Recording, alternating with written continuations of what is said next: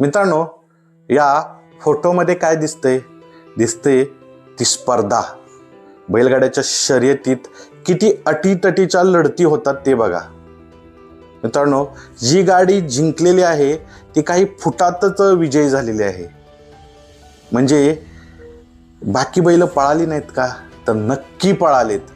मालकाच्या इज्जतीसाठी जीवाची बाजी लावून ती पळालेत. फक्त त्या दिवशी त्यांच्याकडे एकच गोष्ट नव्हती, ती म्हणजे नशीब.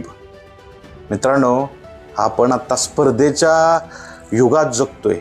कष्ट, परिश्रम, जिद्द ठेवून आपण काय काय गोष्टी करतो.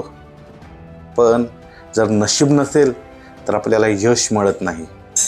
आपण कितीही मेहनत केली, कितीही जिद्दी असो, जर नशीब नसेल तर आपल्याला यश मिळत नाही. हे ह्या फोटोवरून लक्षात येतं.